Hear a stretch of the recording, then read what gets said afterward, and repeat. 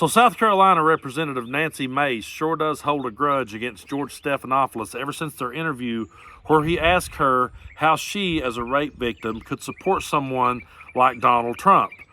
She took exception to that and immediately started saying that he was shaming her, and she has not let up on him since. For those of you that may have missed that clip, let's take a look at it, then we're going to talk more about it.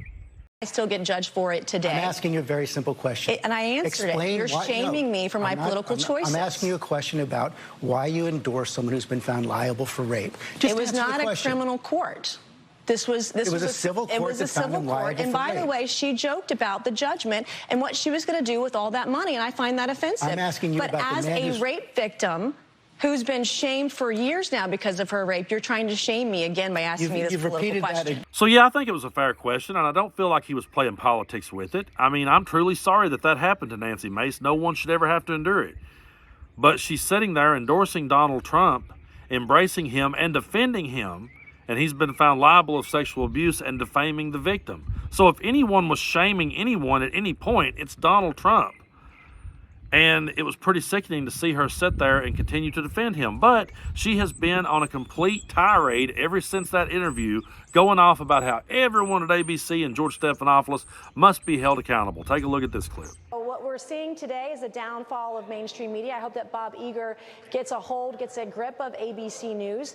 They're completely out of control. These are people that want to take politics over facts. They want to take, they won't tell the truth. They refuse to tell the truth. They take talking points over the truth. And here's a guy, basically George Stephanopoulos, trying to be this beacon of truth, a beacon of journalism. The guy is not fit. And if that ain't enough, the MAGA movement, who is so against cancel culture and calls everyone else snowflakes, she's calling for everyone to boycott ABC. Check it out.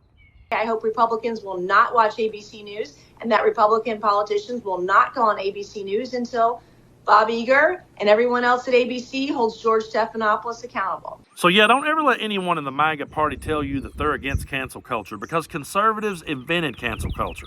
And these days, they cry cancel culture whenever they suddenly get held accountable for their actions. They'll say, oh, the left's trying to cancel us.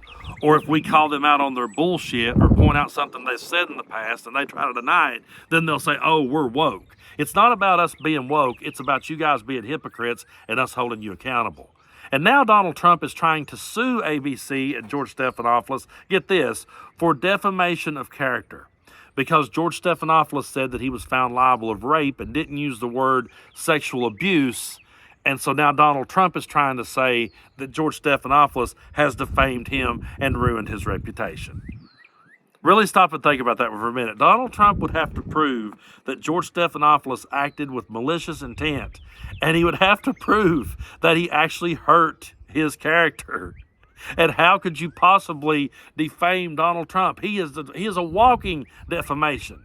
He defames himself every time he opens his mouth. This didn't start with George Stephanopoulos. All this is Donald Trump now just trying to bully the media and anyone who speaks out against him. More than anything, he was mad because George Stephanopoulos was calling out one of his minions to her face.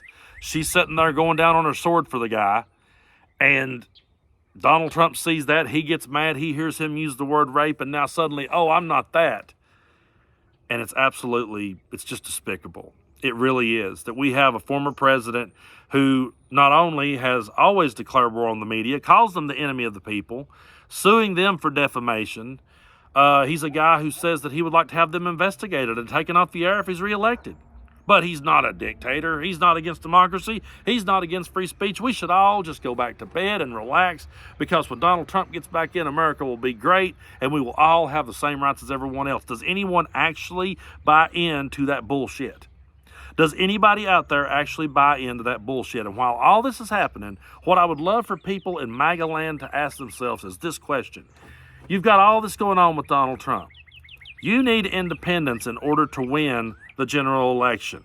How is any of this appealing to an independent voter? How is any of it making an independent voter go, you know what? This guy's got answers. This guy's got ideas. This guy's got solutions. I believe, no, they're not going to say that. They're looking over at it going, well, We've got Joe Biden, who has been rolling up his sleeves and going to work for the country. We may not always agree with him, but at least he's not in and out of the courtroom every 5 minutes, and at least he's not trying to sue the media, and at least his people aren't just out there constantly defending one bad move after another. No one in their right mind, and I'll just say it, no one in their right mind who is sitting on the fence would look over at Donald Trump and go, yeah, I think I'll just lean that way. I think that's got my best interest at heart. Anybody who's still sitting out there on the middle would have to look the other way because there's nothing there for them. And there's nothing there for MAGA either, and that's the sad part. There's nothing in it for MAGA. There's no substance in it for MAGA except rage and except cruelty and except empowering them to hate people they disagree with. That's what MAGA is. There's no substance there. There's no policy. There's no actual ideas or solutions. There's no making America great. It's taking away all the accountability and allowing them to be their true, hateful, cruel, cold-hearted self. That's what MAGA is about. Nancy Mace sadly has bought into this, and she'll defend Donald Trump. And, well, I mean, she will now, and then she'll go back on it, and then we'll show her that clip, and she'll say none of this happened. And mark my words, there'll probably come a day when we'll show her this George Stephanopoulos interview, and she'll be like, no, I never said that, and we'll have the clips. That's MAGA's world. It's not the real world, it's an alternate reality, but what we have to realize is they are trying to force that alternate reality upon all of us. They want to make all of us live under the rule of that alternate reality, and that's why we have to stay awake. And that's why we cannot let that happen come November.